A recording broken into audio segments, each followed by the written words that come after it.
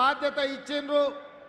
రాబోయే 2-3 రోజుల్లో మిత్రులు బట్టి విక్రమార్క గారు, నేను, కమ్యూనిస్టులను, కోదండరామ్ గారిని, ఇతర కలిసి వచ్చే ప్రజా సంఘాలతో చర్చించి రేపు జరగబోయే పార్లమెంట్ ఎన్నికలలో ప్రజాస్వామ్యాన్ని రక్షించడానికి, నరేంద్ర మోడీని, బీజేపీని ఓడించడానికి అన్ని శక్తులను కూడగట్టుకొని సర్వం ఒడ్డి రాబోయే పార్లమెంట్ ఎన్నికల్లో ఇండియా కూటమిని గెలిపించి జూన్ 4 నాడు ఫలితాలు సాధించి జూన్ 9 నాడు ఢిల్లీ ఎర్రకోటపై 3 రంగుల జెండాను ఎగరేసి మన నాయకుడు రాహుల్ గాంధీ గారు ప్రధానమంత్రిగా ప్రమాణ స్వీకారం చేయబోతున్నారు.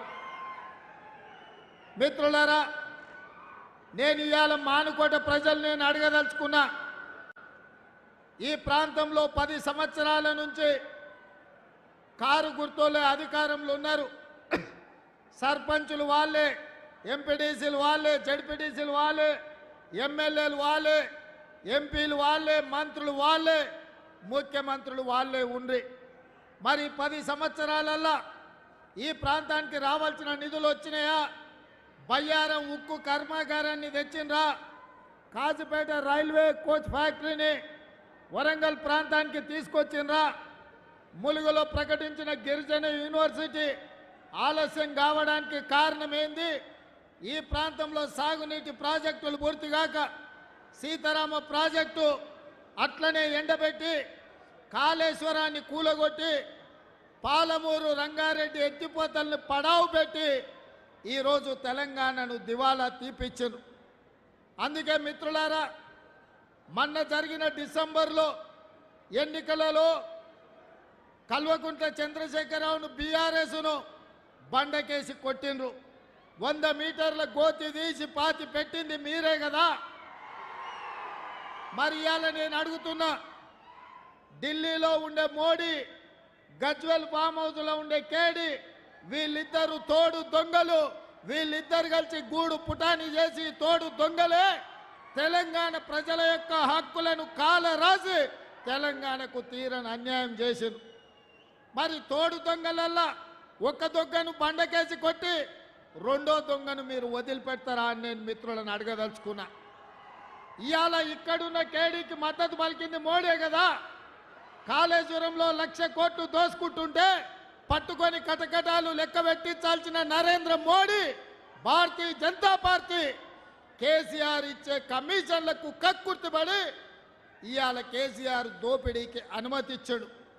అదేవిధంగా పార్లమెంటులో ఎప్పుడు అవకాశం వచ్చినా, ఏ బిల్లు వచ్చినా రైతు వ్యతిరేక నల్ల చట్టాలు, నోట్ల రద్దు, జీఎస్టీ బిల్లు, 3 తలాకు, 370 ఆర్టికల్, ఇలాంటి చట్టాలు ఏ వచ్చినా పార్లమెంటులో నరేంద్ర మోడీకి అండగా నిలబడి బీజేపీని గెలిపించింది బీఆర్ఎస్ ఎంపీలు కాదా, మీ స్థానికంగా ఉండే మాలోతు కవిత కాదా అని నేను అడుగుతున్నా.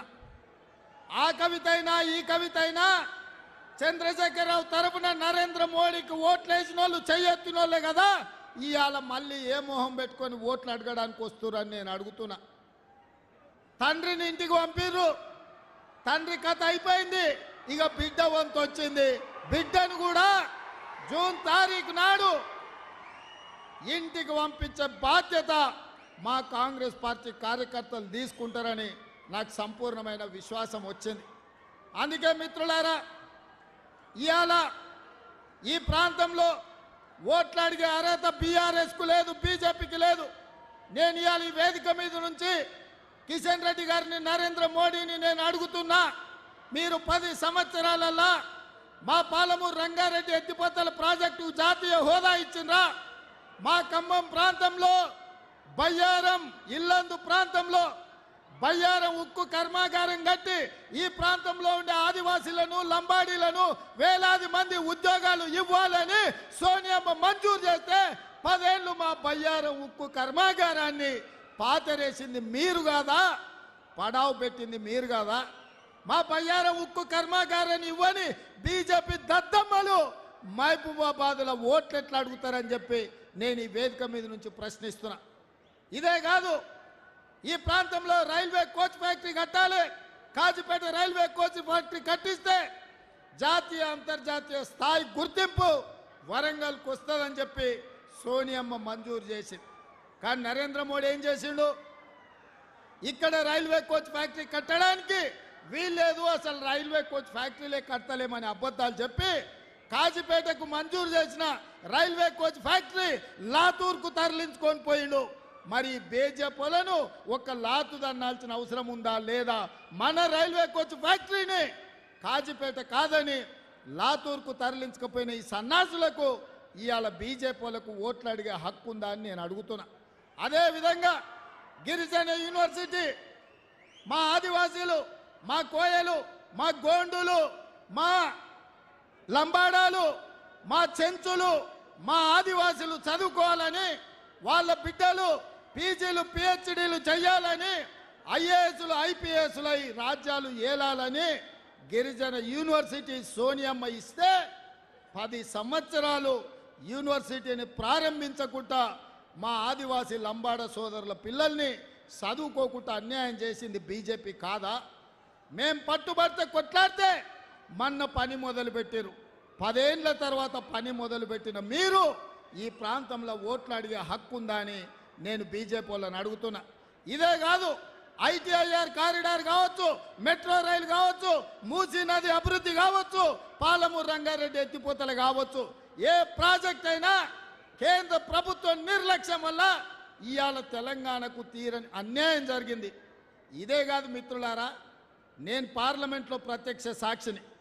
మొన్న బడ్జెట్ సమావేశాలలో నరేంద్ర మోడీ గారు మాట్లాడుతూ తల్లిని చంపి బిడ్డను బతికించిందని తెలంగాణ రాష్ట్ర ఏర్పాటు ప్రక్రియను తప్పుబట్టిండు, తెలంగాణ రాష్ట్రాన్ని అవమానించడు. అంతటితో ఆగలే. సోనియా గాంధీ, మన్మోహన్ సింగ్ ప్రజాస్వామ్యాన్ని పాతరేసి పార్లమెంటు దర్వాజాలు బంద్ చేసి తెలంగాణ బిల్లును ఆమోదించారు. ఆ తెలంగాణ బిల్లు చెల్లనే చెల్లదు, తెలంగాణ రాష్ట్రం వద్దే వద్దని నరేంద్ర మోడీ పార్లమెంటు సాక్షిగా మాట్లాడింది నిజం కాదా?